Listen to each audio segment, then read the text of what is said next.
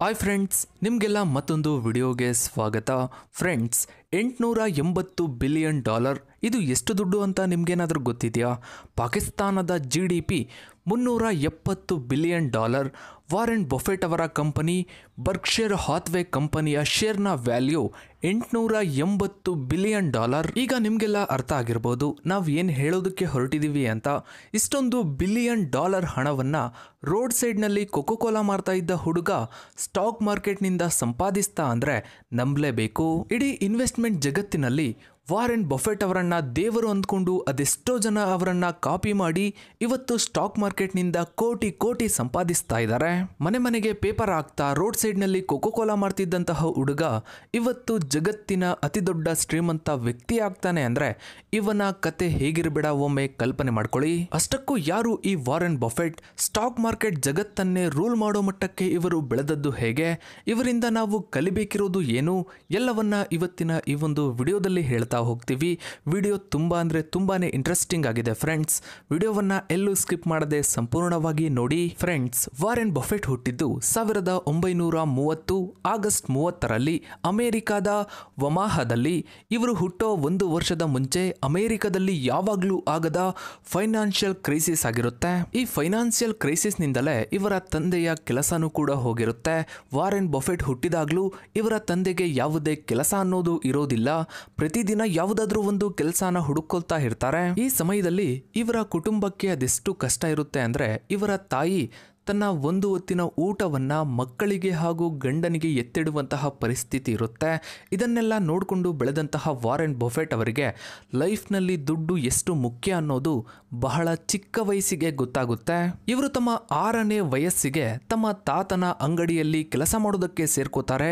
ಅಲ್ಲಿದ್ದ cocoa Cola ಬಾಟಲ್ಗಳನ್ನ ರೋಡಲ್ಲಿ ಸುತ್ತಾಡ್ತಾ ಅದನ್ನ ಮಾರ್ತಾ ಇರ್ತಾರೆ. ಇದೇ ಸಮಯದಲ್ಲಿ ಇವರಿಗೆ ಸ್ಟಾಕ್ ಮಾರ್ಕೆಟ್ ಬಗ್ಗೆ ಗೊತ್ತಾಗುತ್ತೆ.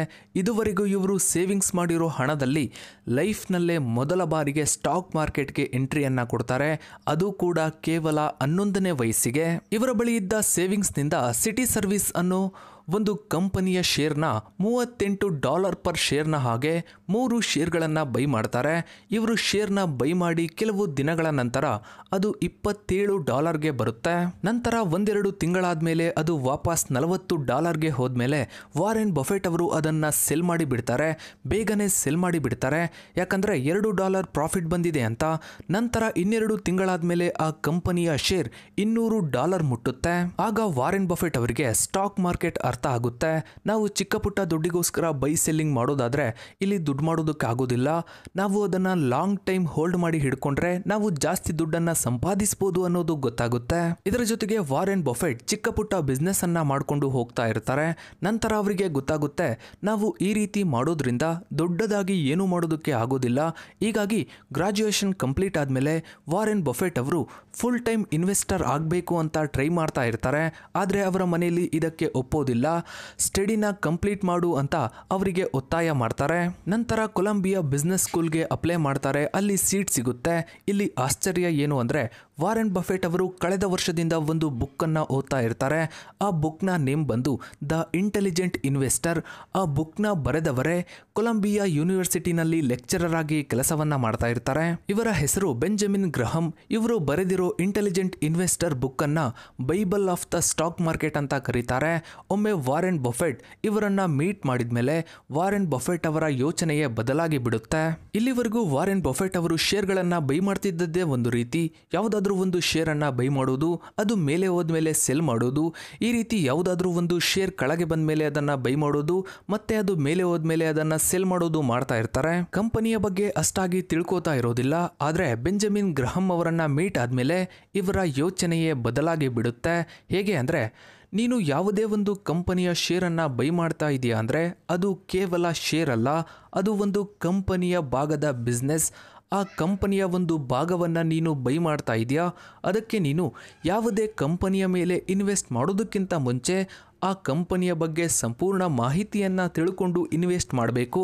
ನಂತರ 1962ರಲ್ಲಿ ವಾರೆನ್ ಬಫೆಟ್ ಅವರು ಒಂದು ಕಂಪನಿ ಬೈ ಮಾಡ್ತಾರೆ. ಆ ಕಂಪನಿಯ ಹೆಸರು ಬರ್ಕ್ಷೈರ್ ಹಾಥ್ವೆ. ಈ ಕಂಪನಿ ಒಂದು ಟೆಕ್ಸ್ಟೈಲ್ ಕಂಪನಿ ಆಗಿರುತ್ತೆ. ಆ ಸಮಯದಲ್ಲಿ ಈ ಕಂಪನಿ ತುಂಬಾನೇ ಕಷ್ಟದಲ್ಲಿರುತ್ತೆ. ಇದರಿಂದ ಈ ಕಂಪನಿಯ ಶೇರ್ ಪ್ರೈಸ್ ಮಾರ್ಕೆಟ್ನಲ್ಲಿ ಕೆಳಗೆ ಬಿದ್ದಿರುತ್ತೆ. ಆ ಸಮಯದಲ್ಲಿ ಇದರ ಶೇರ್ ಪ್ರೈಸ್ $7.5 ಇರುತ್ತೆ. ಆದರೆ ಈ ಕಂಪನಿಯ ಬುಕ್ ವ್ಯಾಲ್ಯೂ $11 ಇರುತ್ತೆ. ಅಂದರೆ ಈ ಕಂಪನಿಯ ಶೇರ್ ಪ್ರೈಸ್ಗಿಂತ ಅಸೆಟ್ ಜಾಸ್ತಿ ಇದೆ ಅಂತ. ಈ ಕಾರಣಕ್ಕೆ ವಾರೆನ್ ಬಫೆಟ್ ಈ ಕಂಪನಿಯ ಶೇರ್ನ ಬೈ ಮಾಡ್ತಾರೆ $7.5 ಪರ್ ಶೇರ್ನ. ಹಾಗೆ ಈ ಕಂಪನಿನ 2 ವರ್ಷ ಓನ್ ಮಾಡಿದ ಮೇಲೆ ವಾರೆನ್ ಬಫೆಟ್ ಅವರ ಶೇರ್ನ ಖುದ್ದು ಓನರ್ಗೆ ಸೆಲ್ ಮಾಡೋದಕ್ಕೆ ಹೋದಾಗ ಆ ಓನರ್ ಶೇರ್ ಪ್ರೈಸ್ನಲ್ಲಿ ಮೋಸ ಮಾಡ್ತಾನೆ. ಇದೇ ಕೋಪಕ್ಕೆ ವಾರೆನ್ ಬಫೆಟ್ ಓಪನ್ ಮಾರ್ಕೆಟ್ನಿಂದ ಕಂಪನಿಯ ಮೆಜಾರಿಟಿ ಆಫ್ ದ ಶೇರ್ನ ಬೈ ಮಾಡ್ತಾರೆ. ಈ ರೀತಿ ಬೈ ಮಾಡಿ ಕಂಪನಿ ಮ್ಯಾನೇಜ್ಮೆಂಟನ್ನೇ ಕೆಲಸದಿಂದ ತೆಗೆದು ಹಾಕ್ತಾರೆ. ನಂತರ ಇಡೀ ಕಂಪನಿಯನ್ನ ಇವರ ಕಂಟ್ರೋಲ್ಗೆ ತಗೊಳ್ತಾರೆ. ನಂತರ ವಾರೆನ್ ಬಫೆಟ್ಗೆ ಅರ್ಥವಾಗುತ್ತೆ, ನಾನು ದುಡುಕಿ ತಪ್ಪು ನಿರ್ಧಾರವನ್ನ ತಗೊಂಡಿದ್ದೀನಿ ಅಂತ. ಯಾಕಂದ್ರೆ ಅಮೆರಿಕದಲ್ಲಿ ಆ ಸಮಯದಲ್ಲಿ ಟೆಕ್ಸ್ಟೈಲ್ ಇಂಡಸ್ಟ್ರಿ ಪಾತಾಳಕ್ಕೆ ಕುಸ್ತಿರುತ್ತೆ. ಯಾಕಂದ್ರೆ ಆ ಸಮಯದಲ್ಲಿ ಅಮೆರಿಕ ಇನ್ನು ಗ್ರೋಯಿಂಗ್ ಎಕಾನಮಿ ಆಗಿರುತ್ತೆ. ಯಾವುದೇ ಒಂದು ಕಂಟ್ರಿ ಗ್ರೋ ಆಗಬೇಕಾದ್ರೆ ಆ ಕಂಟ್ರಿಯ ಇನ್ಕಮ್ ಕೂಡ ಗ್ರೋ ಆಗುತ್ತೆ. ಆ ಕಂಟ್ರಿಯ ಇನ್ಕಮ್ ಗ್ರೋ ಆದಾಗ ಅಲ್ಲಿ ಟೆಕ್ಸ್ಟೈಲ್ ಮ್ಯಾನುಫ್ಯಾಕ್ಚರ್ ಮಾಡಿಸೋದು ತುಂಬಾನೇ ಕಾಸ್ಟ್ಲಿ ಆಗಿರುತ್ತೆ. ಯಾಕಂದ್ರೆ ಲೇಬರ್ ಕಾಸ್ಟ್ ತುಂಬಾನೇ ಜಾಸ್ತಿ ಇರುತ್ತೆ.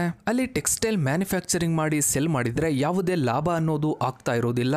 ಅದಕ್ಕೆ ತುಂಬಾ ಕಂಪನಿಗಳು ಚೈನಾ, ಮೆಕ್ಸಿಕೋ ಅಂತ ಬೇರೆ ಬೇರೆ ದೇಶಗಳಿಗೆ ಶಿಫ್ಟ್ ಆಗ್ತಾ ಇರುತ್ತೆ. ಈ ಕಂಪನಿಯಲ್ಲಿ ವಾರೆನ್ ಬಫೆಟ್ ಅವರಿಗೆ ತುಂಬಾನೇ ಲಾಸ್ ಆಗುತ್ತೆ. ಇದೇ ಸಮಯದಲ್ಲಿ ವಾರೆನ್ ಬಫೆಟ್ ಅವರಿಗೆ ಒಬ್ಬ ಪಾರ್ಟ್ನರ್ ಸಿಗ್ತಾನೆ. ಅವನ ಹೆಸರು ಚಾರ್ಲಿ ಮಂಗರ್. ಯಾವಾಗ ವಾರೆನ್ ಬಫೆಟ್ ಚಾರ್ಲಿ ಮಂಗರ್ನ ಮೀಟ್ ಮಾಡ್ತಾರೋ ಆಗ ವಾರೆನ್ ಬಫೆಟ್ ಅವರ ಯೋಚನೆಯೇ ಬದಲಾಗುತ್ತೆ. ವಾರೆನ್ ಬಫೆಟ್ ನಂಬಿದ್ದು ಯಾವುದೇ ಒಂದು ಕಂಪನಿಯ ಶೇರ್ನ ಕೆಳಗಡೆ ಬೈ ಮಾಡಿ ಮಾರ್ಕೆಟ್ ಮೇಲೆ ಹೋದ್ಮೇಲೆ ಆ ಶೇರ್ನ ಸೆಲ್ ಮಾಡೋದು. ಆದರೆ ಚಾರ್ಲಿ ಮಂಗರ್ ಯೋಚನೆ ಕೇವಲ ಆ ಕಂಪನಿಯ ಅಸೆಟ್ ನೋಡಿ ಬೈ ಮಾಡೋದು ಅಲ್ಲ, ಆ ಕಂಪನಿಯ ಮ್ಯಾನೇಜ್ಮೆಂಟ್ನು ನೋಡಬೇಕು. ಯಾಕಂದರೆ ಕಂಪನಿಯನ್ನು ನಡೆಸೋದೇ ಮ್ಯಾನೇಜ್ಮೆಂಟ್. ಮೊದಲು ವಾರೆನ್ ಬಫೆಟ್ ಕೇವಲ ಕಂಪನಿಯ ಶೇರ್ ಪ್ರೈಸ್, ಅದರ ಬ್ಯಾಲೆನ್ಸ್ ಶೀಟನ್ನು ಮಾತ್ರ ನೋಡ್ತಾ ಇದ್ರು. ಚಾರ್ಲಿ ಮಂಗರ್ ಸಿಕ್ಕಿದ ಮೇಲೆ ಕೇವಲ ಬ್ಯಾಲೆನ್ಸ್ ಶೀಟ್ ನೋಡಿದರೆ ವರ್ಕ್ ಆಗಲ್ಲ, ಕಂಪನಿಯ ಮ್ಯಾನೇಜ್ಮೆಂಟ್ನು ನೋಡಬೇಕು. ಆಮೇಲೆ ಕಂಪನಿಯ ಫ್ಯೂಚರ್ ಬಿಸ್ನೆಸ್ನು ನೋಡಬೇಕು. ಯಾಕಂದರೆ ನೀನು ಇನ್ವೆಸ್ಟ್ ಮಾಡ್ತಾ ಇರೋ ಕಂಪನಿ ಫ್ಯೂಚರ್ನಲ್ಲಿ ಹೇಗಿರುತ್ತೆ ಅಂತ ನೋಡಿನೇ ಇನ್ವೆಸ್ಟ್ ಮಾಡಬೇಕು. ಯಾಕಂದರೆ ಕಂಪನಿ ಫ್ಯೂಚರ್ನಲ್ಲಿ ಡೆವಲಪ್ ಆದ್ರೇ ಶೇರ್ ಪ್ರೈಸ್ ಇನ್ಕ್ರೀಸ್ ಆಗೋದು.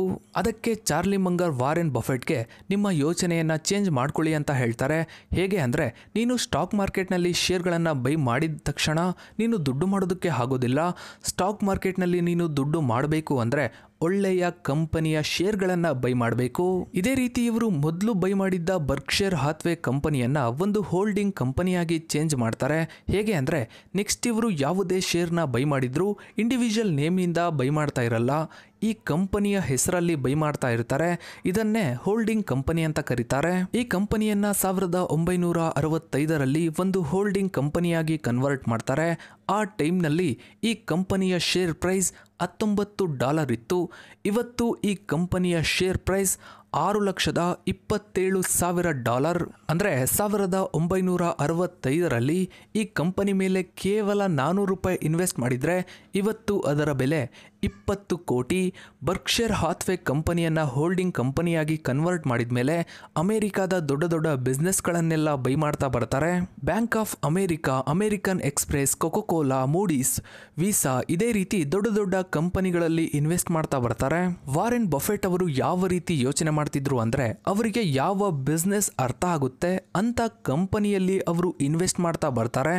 1992ರಿಂದ 2000ವರೆಗೆ ತುಂಬ ಇಂಟರ್ನೆಟ್ ಕಂಪನಿಗಳು ಗ್ರೋ ಆಗ್ತವೆ, ಅಮೆಜಾನ್, ಗೂಗಲ್, ಮೈಕ್ರೋಸಾಫ್ಟ್.